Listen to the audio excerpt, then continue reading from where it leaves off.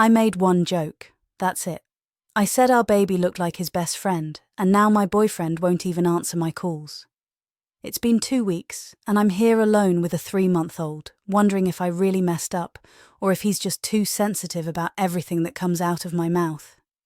I honestly didn't expect him to react so harshly to a simple joke. Jason is Liam's best friend from college. They've been inseparable for years, and honestly, Jason is everything Liam isn't, and more. He's outgoing, funny, confident, and actually knows how to have a genuine conversation. When he comes over, he actually talks to me like I'm a human being, a person with thoughts and feelings, instead of just the baby's exhausted mother or some kind of unpaid servant. The critical turning point, the moment that everything irrevocably changed, arrived last Friday. We decided to have Jason and his girlfriend Emma over for dinner, marking what was supposed to be our first real social gathering since Eli was born. For the first time in what felt like forever, I was actually excited about something. I put on makeup for the first time in weeks, even selecting something other than my usual sweatpants and milk-stained t-shirts. Jason arrived first, carrying a bottle of expensive wine and a cute stuffed elephant for Eli. Emma followed closely behind him, clutching a beautiful bouquet of flowers for me, and actually complimented how nice the house looked, a small gesture that meant an embarrassing amount. "You look absolutely amazing, Brie," Jason said, his voice warm, his hug lingering just a little longer than necessary. "Motherhood really suits you better than anyone." A flush crept up my cheeks. It had been an eternity since anyone had called me beautiful, or even acknowledged my existence as anything beyond my role as Eli's constantly tired mom. Dinner itself was surprisingly pleasant. Emma and I talked about work and normal adult things, discussing our careers and lives beyond diapers, while the guys discussed sports and other typically guy topics. For a fleeting, precious moment, everything felt normal again, like we were just two regular couples hanging out, enjoying each other's company, instead of sleep-deprived new parents barely holding our lives together with sheer force of will and endless coffee. After dinner, Jason asked if he could hold Eli, and I watched him cradle my son with such natural ease it was almost unfair. He made funny faces, cooed at Eli in that silly, high-pitched voice people use with babies, and genuinely seemed to revel in the interaction. Eli, in turn, responded with his first real smile, a wide, gummy grin, not just gas this time. "Look at that little guy," Jason said, lifting Eli up slightly to get a better look at his face. "You've got your mama's beautiful smile, little man." I was feeling genuinely relaxed for the first time in months. The wine had definitely helped, washing away some of the constant tension, and seeing someone else genuinely enjoy my baby felt surprisingly good, a validation I hadn't realized I craved. Without thinking it through, a smirk played on my lips, and I heard myself say, "With those gorgeous eyes, I'm starting to wonder if you're the real dad here." Emma laughed nervously, a strained, uncertain sound, and her gaze darted uncomfortably around the room. Jason's face went bright red, but he quickly chuckled, attempting to play it off with a light-hearted remark about how he and Liam had always looked alike since their college days. I glanced over at Liam, expecting his usual eye roll or perhaps a sarcastic comeback, a familiar reaction that would have signaled everything was still within our usual dysfunctional dynamic. Instead, his face had gone completely white, ashen, as if someone had just delivered the most devastating news imaginable, telling him his entire family had perished. He stared at me with an expression that conveyed utter shock and profound hurt, like I'd just physically slapped him across the face as hard as I possibly could. The remaining part of the evening descended into an incredibly tense and suffocating silence. Liam barely spoke another word, his jaw clenched tight, his body stiff, while Emma tried desperately and awkwardly to fill the vast silence with random, polite small talk about the weather and her job. When Jason and Emma finally decided to leave around 10 o'clock, Liam walked them to the door, offering little more than a stiff, polite, "Thanks for coming over tonight." The atmosphere was thick with unspoken accusations and a sudden, chilling distance. As I began putting away the last of the dishes in the kitchen, Liam came back inside. He moved around me silently, his movements sharp and precise as he loaded the dishwasher, as if he were trying desperately to contain an explosive anger simmering just beneath his calm exterior. He finally broke the oppressive silence, his voice flat, devoid of any warmth or emotion. He asked if my earlier comment had been intended as a joke. I retorted defensively that it was, indeed, a joke, suggesting he should try relaxing once in a while. He stopped loading dishes, turning to look directly at me. His gaze felt unnervingly intense, truly scrutinizing me, as if he was trying to figure out who I was and how I had suddenly appeared in his house, so changed.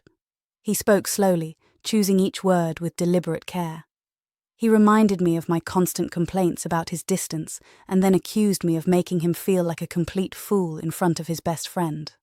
I scoffed, dismissing his reaction as incredibly dramatic, paranoid, and honestly, pretty pathetic for a grown man, insisting my comment had been completely harmless and meant nothing. He nodded slowly, a chilling gesture that suggested I had just confirmed a long-held suspicion of his. Without another word, he turned and walked into our bedroom. From the kitchen, I could hear the distinct sounds of drawers opening and closing, hangers sliding along a closet rod. When I followed him, my heart beginning to pound with a rising sense of dread, he was actively packing clothes into his old gym bag from college. "What are you doing right now?" I demanded, my voice thick with disbelief and bewilderment. He simply stated he needed some space to think about things, his tone unwavering. "Over a stupid joke? Are you seriously doing this?" I pressed, my voice rising in incredulity. He zipped up the bag and turned to face me directly, his gaze steady and piercing. He then asked if I truly believed his reaction was merely about an innocent joke. I emphatically insisted that it was, shouting my frustration, questioning when he had become so sensitive about every little thing. His response was a chilling counter-question. When had I become so cruel to the people who supposedly loved me? The word cruel hit me with the force of a physical blow to the stomach. That wasn't who I was. I considered myself direct, honest, perhaps even sarcastic at times, but definitely not cruel to anyone. I fired back immediately, accusing him of changing, of sulking, and of acting as if having a baby had completely ruined his entire life. He calmly refuted my accusations, stating that he was not sulking about anything, but rather attempting to figure out what had happened to the woman he had fallen in love with 4 years ago. I countered, insisting that nothing had happened to me, that he was the one who had changed completely, acting as if he no longer wanted to be here anymore. He picked up his bag, its contents weighing heavily between them, and walked toward the front door. I followed him, my anger and desperation building with every silent step. "Oh, so now you're just leaving? Over a stupid joke about Jason? This is completely ridiculous, Liam." He stopped at the front door, paused, and turned around one last time to look at me. His gaze was somber, profound. He quietly suggested that perhaps it wasn't a joke at all, that maybe, deep down, I had meant every single word.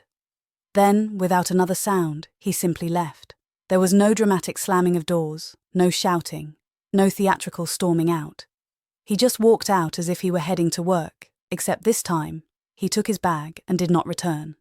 That was exactly 2 weeks ago today.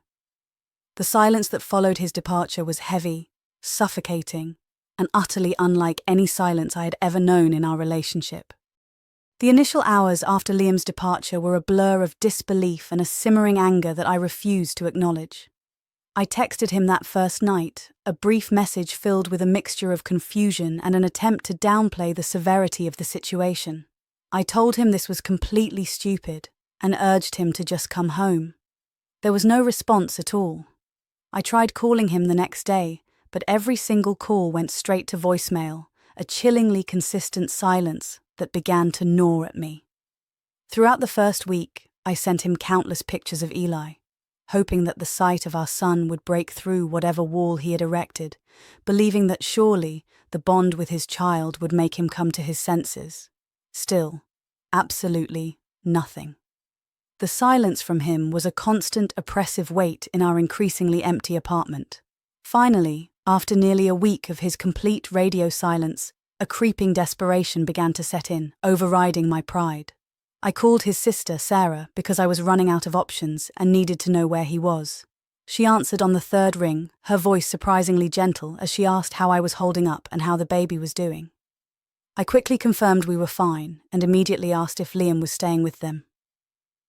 There was a long, pointed pause on her end before she confirmed his presence there since that night. I asked her to put him on the phone, explaining that we needed to talk. She gently informed me that he didn't want to talk right now.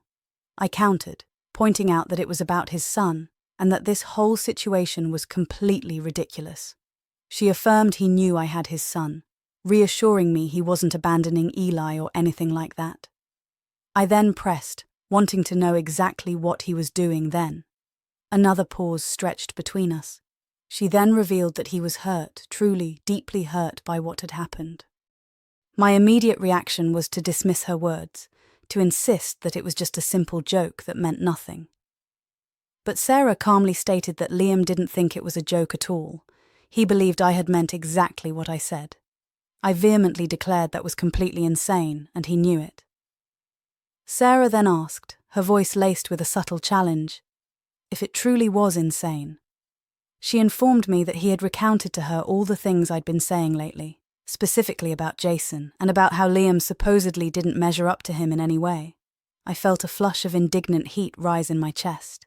I asked her if he had told her our private business. Sarah's tone sharpened slightly as she retorted that when a girlfriend suggests their baby might not be his, in front of the man she implies might be the father, that ceases to be private business and becomes public humiliation. I defensively stated that we weren't even married, so I wasn't his wife, but she quickly cut me off, asserting that I knew exactly what she meant. I maintained it was a harmless comment, and he was being a complete baby about the entire situation. Sarah was quiet for a long moment, a deliberate pause. She then softened her tone, reminding me of her love for me, but gently observing that I had changed so much since Eli was born. She described me as being angry all the time now, constantly tearing Liam down while building other people up, and then there was that particular comment. I instantly denied being angry all the time about everything, but her quiet, pointed question, "Aren't you though?" lingered in the air. Unable to hear any more, I hung up on her. The next few days blurred together into a heavier haze of exhaustion and emotional numbness. Eli seemed to cry more than usual, almost as if he could sense all the underlying tension in the house, adding to my constant fatigue. I was surviving on nothing but instant coffee and dry crackers, too emotionally and physically drained to cook any real meals for myself. The house paradoxically felt both unnervingly quiet, echoing with Liam's absence, and simultaneously too loud with Eli's cries and the incessant, buzzing silence of my own thoughts. My friend Jessica came over on Thursday afternoon, her presence a welcome distraction. She took one look at me and insisted on making lunch while I took a much-needed shower, hoping to reclaim some semblance of humanity. When I came downstairs in actually clean clothes, she bluntly told me I looked absolutely terrible. I offered a sarcastic thanks, but she pressed, asking when I'd last eaten a real meal. I honestly couldn't remember. I assured her I was doing fine, a hollow lie. She then cautiously asked about Liam's absence. I vaguely told her we'd had a fight about something stupid. She probed further, asking what kind of fight. I told her the entire story from start to finish, recounting every detail, expecting her to immediately take my side as friends are supposed to do. Instead, she became very quiet and thoughtful, her expression unreadable. She questioned Liam's departure after my suggestion about the baby's paternity, especially since I had said it in front of Jason, the same Jason I'd been comparing Liam to for months. I bristled at the implication, but Jessica pressed on, reminding me that every single time she had seen me since Eli was born, I had complained about Liam while simultaneously praising Jason. She recounted my specific phrases.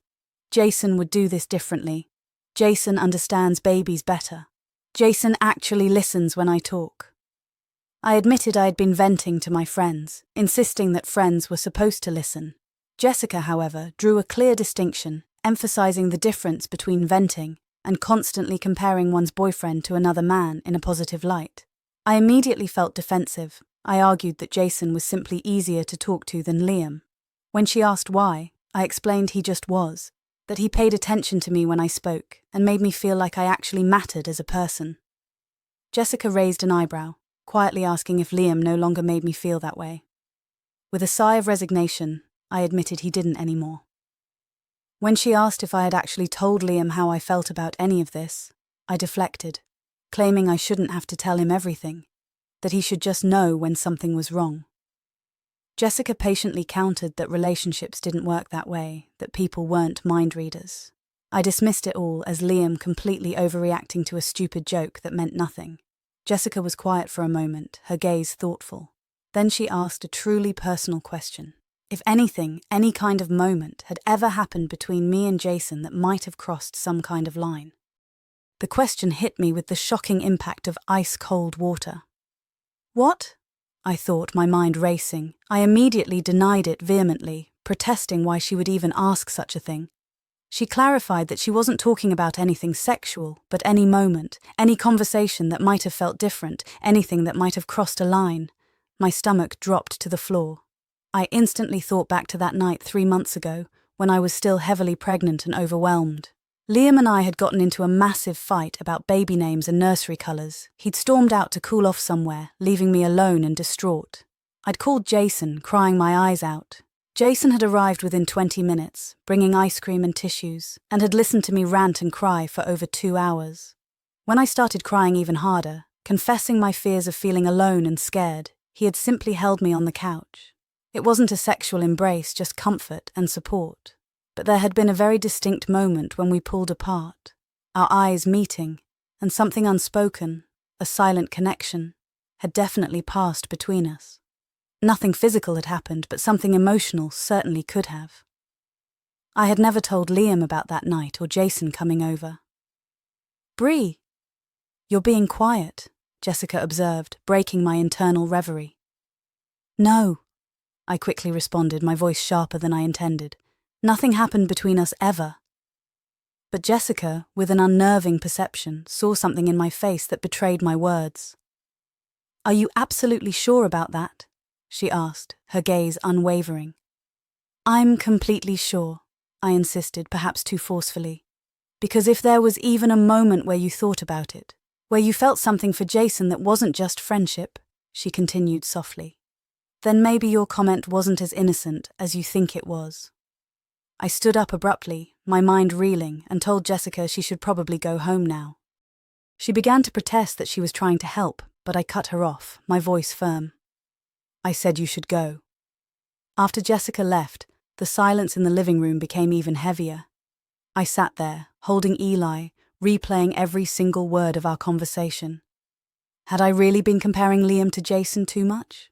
Maybe I had been, but that still didn't make my comment cruel or inappropriate, I told myself.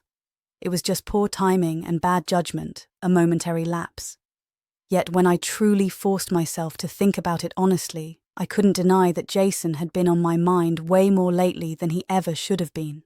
When Liam disappointed me or did something wrong, I found myself automatically thinking about how Jason would handle the same situation differently, and usually better. When Liam was distant and cold, I remembered how Jason made me feel heard, appreciated, and valued. Was I having some kind of emotional affair without even realizing it? No. That was completely ridiculous. We were just friends who talked sometimes, nothing more. But then why did my chest feel so tight when I thought about him? Why did I look forward to his visits more than I probably should have? Why did I bother to put on makeup and nice clothes when I knew he was coming over, when I hadn't made that effort for Liam in months? I tried to shake my head, to clear these unsettling thoughts. I convinced myself I was overthinking everything, that Liam was simply being dramatic and oversensitive, and everyone else was taking his side because he was playing the victim role perfectly. But as the days slowly passed, each one dragging into the next, a deep, unsettling doubt began to slowly creep in. I replayed every single interaction with Jason, every casual comment I'd made about him to Liam over the past few months. Maybe I had been unfair to Liam. Maybe I had crossed some unspoken lines without even realizing what I was doing, blinded by my own exhaustion and resentment. The worst part was the complete, suffocating silence from Liam. He still wasn't answering my calls or responding to my texts. It had now been 2 full weeks of this crushing void, and I was starting to panic for real. A terrifying thought began to form. What if he never came back home? What if he truly believed I'd cheated on him somehow, based on my careless words and unspoken desires? In a moment of sheer desperation, late last night, around midnight, I tried calling him one more time. This time, instead of the usual disheartening straight to voicemail, he actually answered the phone. His voice, when he spoke, was flat, utterly devoid of emotion, and laced with an exhaustion that mirrored my own. He simply asked what I wanted. I told him I wanted him to come home where he belonged. I tried to reason with him, explaining that this situation was completely stupid, that we had a son together, that I missed him being here. He then asked a question that cut me to my core, if I really missed him as a person, or if I just missed having help with the baby. The question stung with its undeniable, painful truth. I hesitated, then admitted it was both, a confession that felt both honest and incredibly vulnerable. He responded with a dry, emotionless remark about me at least being honest for once. I then pleaded for us to talk about the situation in person, like adults. He flatly stated he didn't think that was a good idea right now. When I pressed, asking why not, what was the worst that could happen, his reply was a devastating blow. He didn't trust me anymore.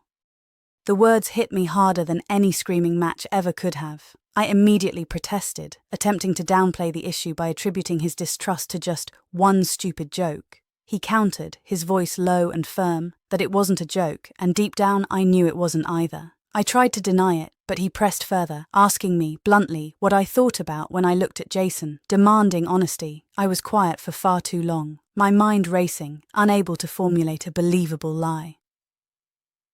"That's exactly what I thought," he said softly, his voice full of a resigned finality.